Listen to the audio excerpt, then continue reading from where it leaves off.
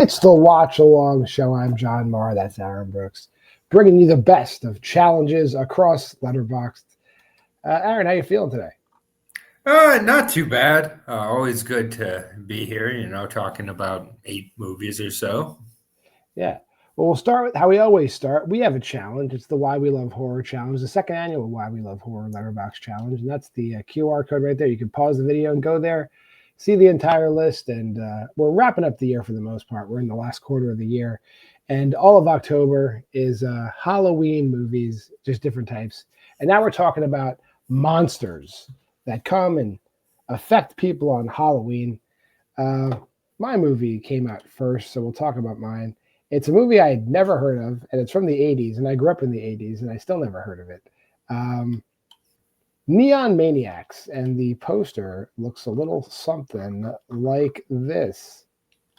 Andrew Divoff of Wishmaster fame and Toy Soldiers fame plays one of the monsters. You don't even know it's him. I just realized it was him as I looked on the letterbox, but it's definitely Andrew Divoff's eyes are seen. This movie is everything you feel is familiar about 80s culture and horror movies put in a blender to just taste like the most mediocre to bad horror movie you've seen. That's a shame. It's not even a shame. It's just like you're like everything is just like it's just smashed together, and it's not great. But it's if you're a completionist of 80s horror movies, you'll get to this eventually. It's not horrible, but it's also nowhere near good. Neon Maniacs. All right. Well, I'll get to that one probably never. My movie is from a few years ago. Andre Overdahl's Scary Stories to Tell in the Dark from 2019. This was okay. And it was, has some real nuggets of goodness like most Andre Overdahl movies. But there's also quite a few low points in the movie, particularly with the characters, the dialogue. Like it takes place in the 60s, but it doesn't really do anything to make you feel that it's the 60s, in my opinion. And, there's some familiarity, though, with the stories that I appreciate. Toast Soup was my favorite one from the series. So I was glad to see that make an appearance for sure. But I don't know, like it's a gateway horror movie for sure. That is exactly what it is. It's what it is. Yeah. So I got to it, but it wasn't really worth seeing. Fair enough. Then the bulk of our show, as it's been the last few weeks, will be covering the Pick Your Poison Challenge. Our friend Aubrey put this up on Letterboxd, and it's a very in-depth, very well curated challenge just for the month of October. And we're in week 3. We'll do 4 weeks because this is week 4, isn't it? This is the 4th week we're doing this. 4th week, and then we'll do a 5th week because there's 3 days left over plus some bonus movies. So this is the last week we're doing this. So we'll move on to day 22 of the challenge, which is Tentacle Tales. These are like space alien / Lovecraft, extra dimensional creature horror. The movie I watched is by Javier Gens, the guy that directed Frontiers. This movie is not like Frontiers at all, though. This is like The Lighthouse, but also, I guess there's merfolk in it. Like The Lure plus The Lighthouse, but not any of the art house stuff that makes those movies art house. Cold Skin. The plot sounds like The Lighthouse because a guy is taken to a island where there's a lighthouse keeper, the guy that's already at the lighthouse, a little bit batshit crazy because he's been basically playing Minecraft because every night creatures attack the lighthouse. But do they have to be?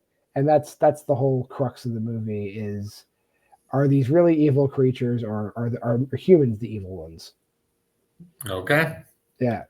Interesting.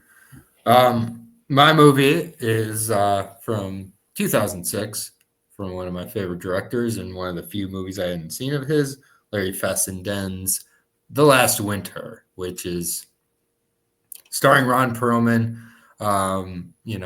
It's, to put it very, very layman terms, like it would be like The Thing if Larry Fessenden did it and put a bunch of humanity into the story. So it works really well. It's like 100 minutes long. It's great, like most of his movies. I don't understand why Larry Fessenden is such like an unsung hero. Like everything he does is great. Everything he directs is great. Every movie he's in is usually great, or he's at least great in it. But no one gives him the time of day. No one knows his name. Yeah. He just does great work and continues to do great work. And everything I see of his, I'm very impressed by. At this point, I think I have like the Beneath left, I think, of his directed work, which looks like something I'll probably like. So I'll watch it soon. Moving on to Do You Hear the Lamb Screaming? These are movies revolving around serial killers. Though mine, I guess he's a serial killer, whatever. But he's doing it for a good cause. I watched A Record of Sweet Murder, which I told Aaron is it's a perfect movie. Yes. It's perfect. Koji Shirashi is, I think Aaron agrees, the best director who is doing found footage alive right now. He knows what he's doing. He has a vision for the medium, the sub-medium, and A Record of Sweet Murder, bell to bell, is just the perfect movie. I don't know what else to say about it. Yeah, another name that needs to be known by everybody. Yeah. This movie is beyond underrated. It is one of the most underseen movies I know of. I suggested this one to Aubrey. She watched it. She gave it 5 stars quite a while ago too. So this is definitely one that I've tried to suggest it to as many people as possible. Just briefly, the plot is there is a guy, that is him. He is a serial killer, but he's doing it because it's kind of like, I'm not spoiling anything because you don't know you don't know if he's crazy or not, but he thinks that murdering a certain number of people that God has told him will bring his friend who died when he was a child back to life. Yep. And the whole movie is like, is he fucking nuts or is this true? And and very basic concept, but they do an incredible job fleshing it out. Yeah, and the way it ends is just fantastic.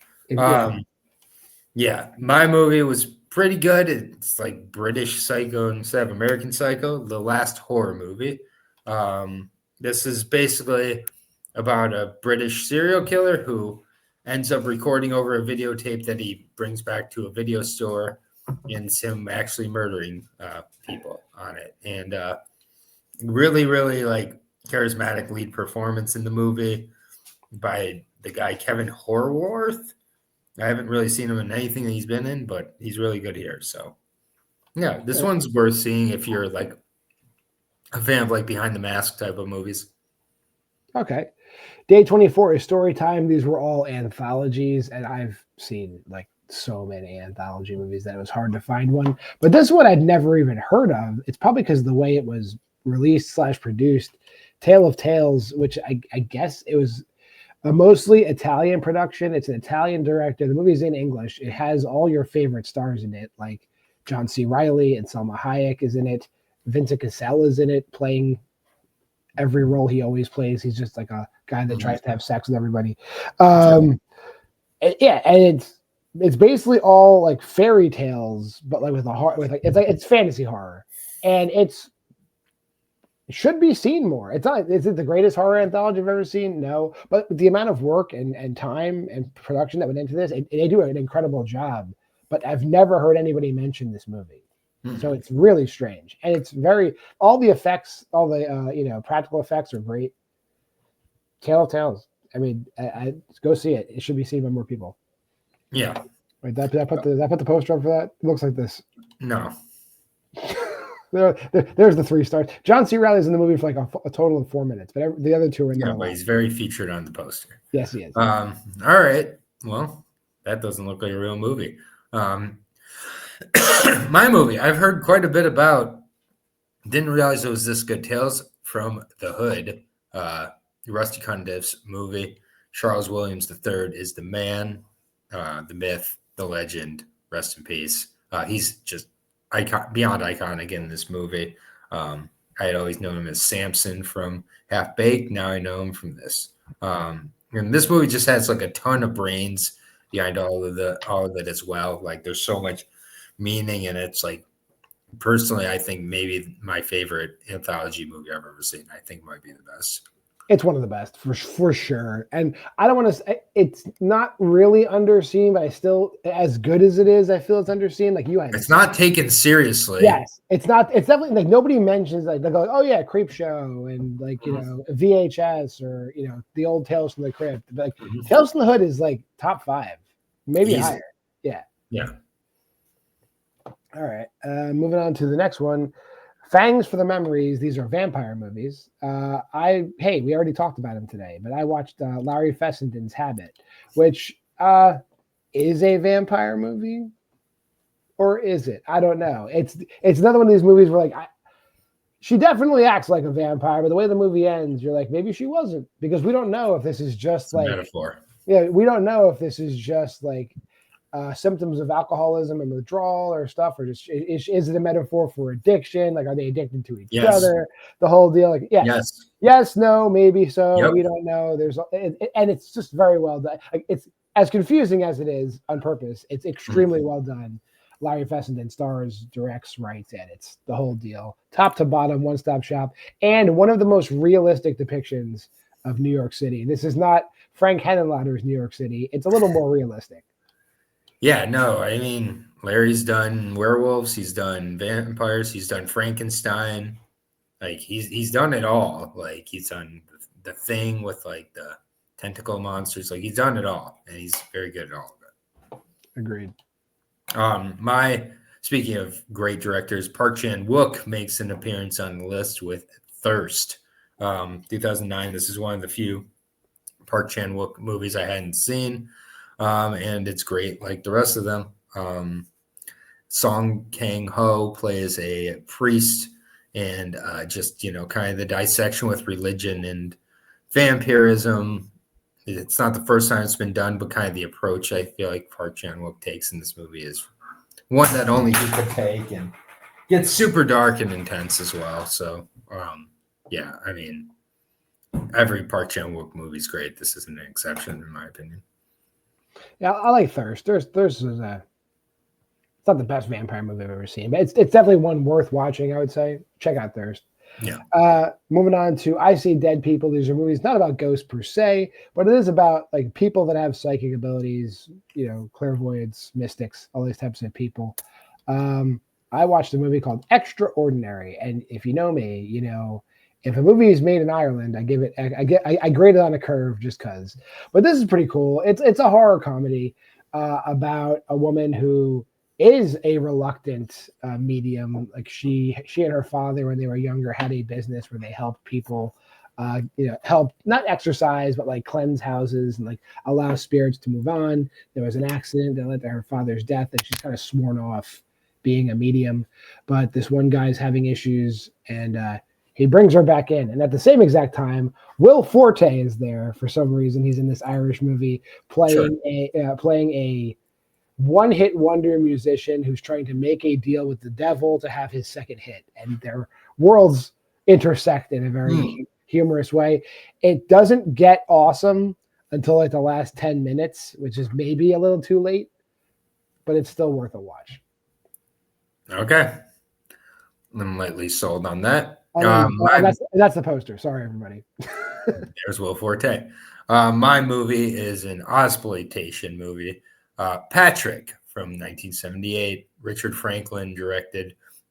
Richard Franklin, just another underrated director. I guess that's just a broken record theme of the day. But I loved Road Games. That's like a very good backcountry Aussie, like outback horror movie.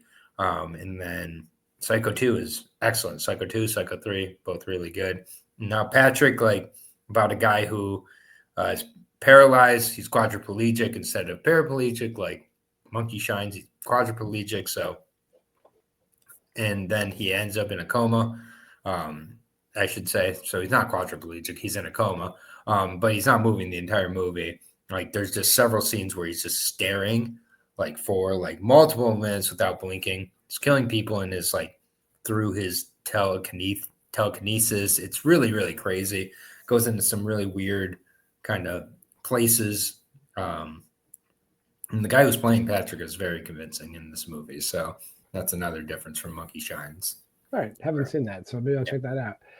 Moving on to An Unquiet Mind. These are movies where the main character is some form of mentally ill or suffering from some sort of mental disorder.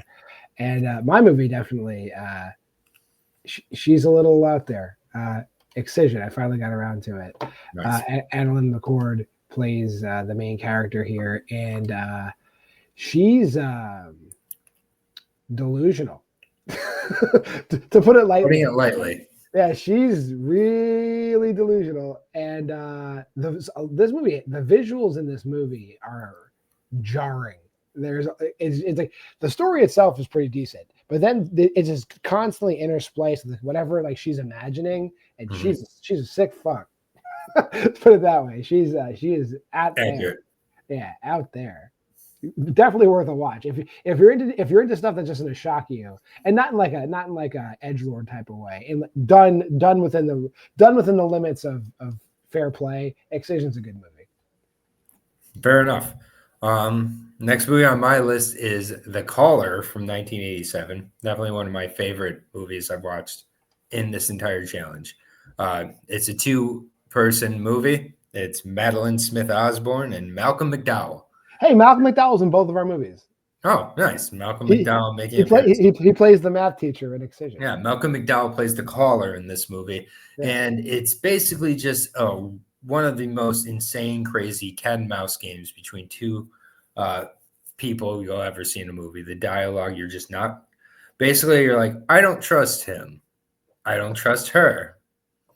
I don't trust anybody. And it's just that for 85 minutes until the craziest twist ending I've ever seen in a movie that I can recall. All right.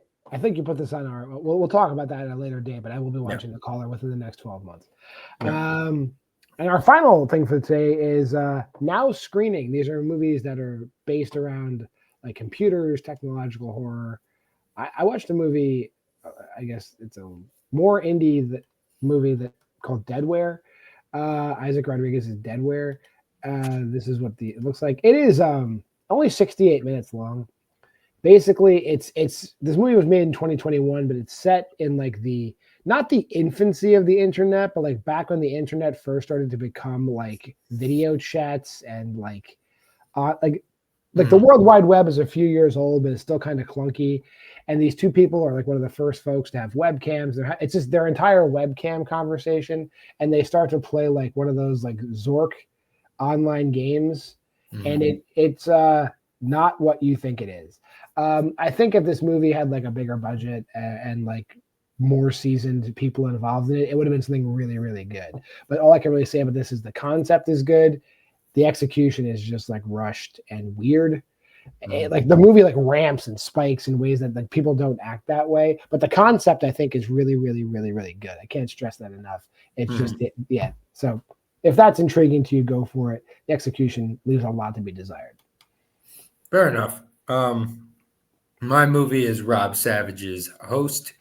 I think I had started this movie a couple of times because a lot of the beginning did feel very familiar. I think at this point, most people know what this is about, but it's basically a Zoom call seance, and it ends up haunting the entire call. It's under an hour long, really good performances all the way around. Like if you like this type of format, this is like probably one of the preeminent forms of it. It's done pretty perfectly. Rob Savage doesn't really make terrible movies so far. I really like Dashcam. I think we both like Dashcam more than most. We're one of the few people that are like, this is one of the best movies. And like, I fucking hate Annie. Like, all right, chill. That's the point. Part of the point. But sometimes we have trouble with our feelings. But I do think that Host is very, very well done. Like, I would agree. I love Host. I think maybe Rob Savage did the last Boogeyman movie. That was a misstep. Everything else he's done is great. Yeah, that was kind of boring. Is great. So that'll do it for this week. We drop that banner down. Remember, just one more time, our challenge, the Why We Love Horror challenge, is at that QR code, and Aubrey's challenge is at that QR code. So check both of those out. If you made this far in the video, like, comment, subscribe, share. Go to the Facebook group at Why We Love Horror. And until next time, I'm John Maher. That's Aaron Brooks. Here's that schedule.